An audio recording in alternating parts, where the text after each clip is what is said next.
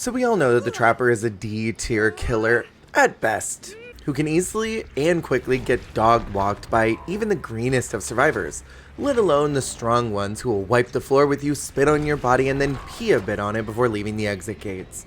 So many players rely on the typical basement build because he doesn't have much else in his kit that allows for unique plays. However, I found a great build that works for me and always guarantees kills, playing at even the most basic levels.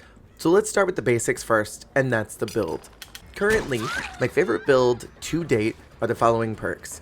So we got Fire Up, and this might seem like an odd one, and you're probably ready to tune out, but let me tell you what, survivors love to pre-drop pallets on Trapper. Why? Because he already takes so long to set up his traps that adding another level of needing to destroy 870,000 pallets in the process will slow him down. Fire Up allows you to destroy pallets 4% faster with each generator that gets completed, and you'll want this extra power to help you as you navigate towards the end game dealing with pallets. This is a nightmare perk, so if you don't have the nightmare, you won't be able to use this build like I do. Fire Up will be synergistic with my next perk, and that's Brutal Strength. Brutal allows you to destroy pallets, breakable walls, and generator progress 20% faster. Brutal is a Trapper base kit perk, so you'll already have this if you want to try out this build. This is extremely helpful in Chase when you need to catch up to a survivor without losing too much time, and I promise you, as an M1 killer, Trapper needs the most help, especially in the pallet department. A lot of people ask what an M1 killer is, and that's a killer that relies on their primary mouse button. A mouse and keyboard is not present on a PlayStation, Xbox, or Switch, but it is on the desktop and the name is stuck. So if you're wondering what an M1 killer is, it's that, someone who relies on mouse 1. Moving on, our next perk is now going to be one you can swap out as you'd like for something else, maybe gen regressing. I suggest Pop or Overcharge if you want to swap this out, but this perk is Thrilling Tremors. Thrilling is a Ghostface perk and activates once you pick up a survivor. All generators not being worked on will be blocked by the entity for 16 seconds. So why this perk, you may ask? Thank you so much for asking. It's to identify where you need to go next. A lot of killers like to use barbecue and chili, and they like that especially on someone like Trapper.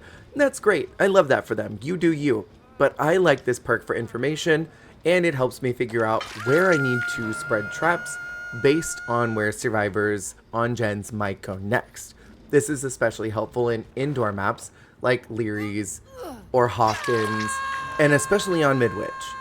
The final perk I use is No Way Out, a trickster perk which activates at endgame when a survivor touches the exit gate switch. The switch is blocked for 12 seconds for each token you've collected, and you gain tokens by hooking survivors. This involves math, and you can do the math on your own if you want to, but keep in mind you only gain a singular token upon a first hook, and the first hook only for each survivor, so essentially a maximum of 4 tokens. Now you might be thinking, No Way Out, that is so expected, get a hobby, try a new build, whatever, then click out of the video if you don't like No Way Out. If you see this on Trapper too much, click out of the video, go somewhere else. Go find someone else's build. This is mine. Okay, so let's talk about add-ons because these are critical. I like using the iridescent stone as you never have to worry about resetting your traps unless you really want to waste your time. Basically, every 30 seconds a random trap will reopen. To pair with this, we're going to use an item that should already be in Trapper's base kit, the Trapper Sack. This item allows you to start the trial with all of your traps in hand, giving you the freedom of not hunting them down like Nick Cage looking for clues in National Treasure. There is a catch though. You cannot pick up your traps once you set them, so you need to make sure you're very precise. I would say if you don't really know what you're doing with Trapper, don't bother with Trapper Sack. That is a bag that you don't even want to touch until you know fully how he works and what he's doing. And for the lulz, I'm bringing an Ebony Mori, but the offering is yours to do whatever you will with. So let's see this build in action, shall we? The key to using the Trapper is targeted trap locations. You don't want to do anything that's terribly obvious. Rather, you want to think about what the survivors are going to do next. Where are they going to go? How are they going to get there? Unfortunately, behavior has a grass watering problem, And I think someone forgot to pay a water bill or something because the entity's grass is dead as hell. Just dead. And you have less discrete places to set traps up, so you have to think smarter. So I load into first lobby, and this group has decided to take me to Haddonfield. I know a lot of killers don't like Haddonfield, but this personally is one of my absolute favorite maps, both for killer and survivor. You just have to understand the loops. I load into one of the more ideal spots of the map because I can easily get the back door of the house from here. On Haddonfield, this is easily one of the best spots you can trap I see a survivor and start my first chase. Whack! I want to engage this person, but at the same time, I just have not set up enough around the map to justify this, but here I go anyway. I get my first pickup, and honestly I got a little bit greedy here. I used thrilling tremors to find out that the generator up in the upper level is being worked on. Fumbled that bag real fast. So instead of pursuing that chase, I decide to make my way up to the house. And I see someone drop. We get our second hit, and start to pursue this Megan. This loop can be really oppressive if you don't play it right, and I'm realizing that I've only used one trap so far, so I need to start using those sooner. Megan paths weird, and is downed. Thrilling Tremors is still on cooldown, so I don't get any value from it for right now. After a loud noise notification, I make my way back to the gen that I saw being worked on earlier, and they complete it right in my face. I find another Meg. I don't know why she slowed down there. I now have two options. One, to get the Zarina that I already fumbled on earlier, or to keep pursuing the Meg. But she hits my trap. I don't think I'll be able to get to her in time, so I keep this chase going. And I get a little bit of a speed boost because of both Brutal as well as Fire Up. You see how these are helpful now. And I get my second down. Third down? That first one doesn't count. Thrilling informs me that nothing is being worked on right now, so that's great information. We finally get a hook, and now we can try to look for that Meg that got trapped earlier. But the problem still persists that I have not put down any more than one trap. That's because I've been in chase this whole time. I decide to trap up one of the exits from this lower basement. I then get in pursuit with a cute little David. He goes upstairs thinking that I have no idea how to pursue him if he goes up here. I make a quick reroute decision, switch to the right, and down he goes. That was actually kind of cool. Using Thrilling Tremors, I see that basement house is being worked on, and there's another Meg in a trap. I swear, Megs see traps, and it's like a moth to a light. They just gotta step in it. I pursue the Megan, and I notice this cute little path that she's walking through, and I feel like this might be helpful later. Anytime you see a survivor pathing a certain way, make sure to put a trap there. It'll absolutely help you. I head upstairs just to make sure that I get some progress off this gen, and look at that. My trap already yielded one other survivor. I almost feel like she stepped in that on purpose. And there's another Meg in a trap. Jesus Christ, Meg. Meg is downstairs, and another drop. I'm basically at light speed while breaking these pallets at this point. Meg takes me into this house of horrors, which is really oppressive, and she's got life. She kind of fumbled that play right there. Thrilling is back off cooldown, and I can see which gens are not being worked on, which is all of them. That's great news for me. Now I just have to make a calculated decision on which way I want to go. I know that someone did the unhook close to that house that has a generator. So I go to check it, and is she being nice? Does she want the Mori? I don't know what she wants, but I'm giving her no burst to make sure she knows I'm not nice. I'm not going to let her out just because she's cute. I am here for Moris. Daddy steppy time. Maybe she wanted it. Honestly, sometimes if I know that a killer's got a Mori, I want them to give it to me. I see David jump from the window. I'm kind of hoping that he'll jump into that trap that I set. But no dice, he goes into the other house. This is actually a pretty decent loop for him, and I notice that he's playing it well and mind gaming me pretty decently. So I trap up the front door just to make sure that he can't use this house anymore. And that trap comes into play yet again. I don't know how he got out so fast, but that didn't work out too well for him. I use Thrilling to find out that the farthest gen is currently being worked on. So I make my way downtown towards that gen. And it gets finished right in front of my face. We only have one gen left, and there are still 3 survivors. The David, for some reason, decided to let himself go on hook. That was completely unnecessary. Megan travels straight on towards my trap, and like a moth to light. I'm telling you every time, y'all. So I have a decision here. I could be really greedy and stick her in the basement, but if I want my daddy steppy time, I'm gonna need to put her on a hook that other Meg will feel comfortable coming to get her from. If you put the second to last survivor down in the basement, there's a very good chance that no one will come for them. So I trap up this house just in case Meg decides to come through here and start my travels looking for her. But she makes a loud noise notification for me in this house. Meg pulls herself to 2, maybe hoping that she can just end the game. And since I know Meg is here, now I just need to try and find her. There's that little beaut. At this point, it's a hatch game for her. She makes another interesting decision here to path towards the right.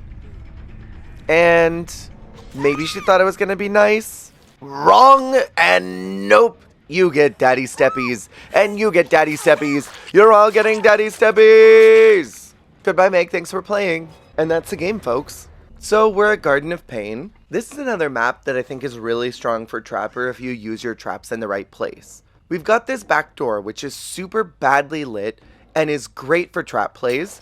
You could get away with honestly putting about 3 traps through here, but I'm only gonna do 2 for now. This area is super oppressive now for ending killers, so I do not recommend using this ramp if you don't have to. I am going to place a trap here just to get injuries in case I need it. And now I'm just patrolling for a gen, and I find some cute little survivors. They already snapped one of my traps, and I find a whole group of them. Y'all, what are we doing? I decide to pursue this Yui since she's already injured. I have a feeling I'm gonna regret it later though. Yui drops this really great pallet early, and I did equip Lightborn because there were a few flashlights in lobby and I do have some light sensitivity issues. Sue me. This time I'm not gonna get any thrilling value. So that does kinda suck, but I'm just gonna have to rely on my wits this time. I know that there were 2 others around here and I'm assuming that they're healing. Rebecca starts to pre-drop pretty much everything that she can find, and this is ultimately the problem that survivors have with Trapper. I can't believe that swing hit. Instead of staying at Shack, she decides to leave this loop, probably to get me away from the 2 gens that were being worked on. And she's got like 15 other pallets she can throw over here. Another god pallet down. This chase is going on longer than I'd like, and I really should get off of it soon. But I can't help but destroy every single one of these pallets since I'm at light speed doing it. 2 gens down. They're playing Super Trooper over here because the lights are not gonna find me. I don't know what she was pointing at, girl. Miss Mamas gives me bags for why? She still has a pallet over here that I expect her to use. And she did. The lights again, it's not gonna work, girl. Now we're down to 2 gens, so I have to be thinking a little more oppressively now because I have almost no hooks. They get that save, and I decide to go to Bussyment. This is my best play at the moment, just to put more pressure down on them, as I need to really start thinking more strategically. I thought about trapping that space, but I changed my mind very quickly. They'd finished the heal, so they've got to be close around here. We drop a pallet for absolutely no reason. Give me the lights. I give nopers. This is why I love Lightborn so much, because it's such a good info perk. Not just for helping me avoid blinds. I half expected her to drop that pallet. And there it is. She heads into the basement, and I'm regretting not placing that trap down because I'm now down to 1 gen. She decides to do the hook trade. This is getting down to the wire, y'all. Another trap snap. And now I get that beautiful trap from earlier. Rebecca goes in to try and assist with this, not realizing that she just cucked herself. GG. I was gonna get greedy, but I decided to change my mind. What is up with these blinds? Did they not realize or what? There's the Fung, and she could have easily taken a hit. This Fung is really smart, taking me so far away from the gens. There's only 1 on this side and 2 on the other, so it makes more sense for her to take me this way. She fumbles the TNL and decides to leave this loop. Can I mind game her properly here? Nope. Damn. So at this point, I'm feeling like I'm gonna lose this match. And I still have 7 traps left. What am I doing? Think about if I did not have the trapper sack right now, and I was in chase pretty much this whole time, I would never have time to go pick up any other traps and set up more. This is why trapper sack should honestly be base kit. I'm in hot pursuit of this Yui, and she fumbled really hard there. I thought we were gonna have like a for the people play. I don't know what the hell this was. Why is she just standing there? I'm not nice. No. I decide to hook her instead of doing the Mori because I'm a nice killer for like a half a second or whatever, and gag them with the Mori. It sounds like they did that hook trade, and I don't know why she just gave me the blinds.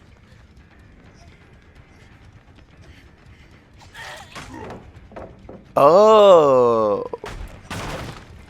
She gives me blinds again, really wanting that attention, and Feng tries super hard to take some aggro from her. She's cute and silly and quirky. I'm gonna leave her on the ground for a bit. I decide to pursue the Feng and get another down. Maybe this match is turning around now that I'm playing a little more oppressively. I mean, it is down to the last gen. Speaking of which, I really gotta kick this bitch. So now I just have to find these other 2. Who do I pursue? There's that Rebecca from earlier. Let's get her this time. I decide to fake out with the trap there, but I think she saw right through me. This is such a crappy area for me, and I really don't think I should be on this chase considering how close that gen is to the end of its life. And so I commit to fully trapping this spot. JK, she's out of here. I've been on this chase way too long. There is no way that I'm gonna get any more than the 1 kill. There just ain't no way, y'all. I get an extra down, and now it's time for the Mori. I know that gen's gonna pop any second now. And look at that. I was right. The good thing is, I still have no way out. So whenever they touch that door, I've got 60 seconds to get the other 2. I chase after the Feng, but look who's there, my friend who gave me bags earlier. I did leave you on the ground and give you a little extra time, even though I really shouldn't have. The door's finally been touched, which means I have 60 seconds to get my down here and potentially get that Feng as well. But to be honest, I don't really care too much about her. So I decide to set up another trap here, which I really should have done earlier, and go in hot pursuit of this chase. I think at this point, I'm really just committed to getting the Elodie. I don't care if the Feng gets out. I got nothing against this girl, she played really well. She heads towards the door, probably not realizing that I have no way out, thinking maybe the door is already ready. She fumbles the TNL, and now it's Mori time! At this point it's a hatch game, but like I said, I don't really care if she gets out. I'll trap the door just to be safe, and I make my way to the other door to trap that as well. Look at that.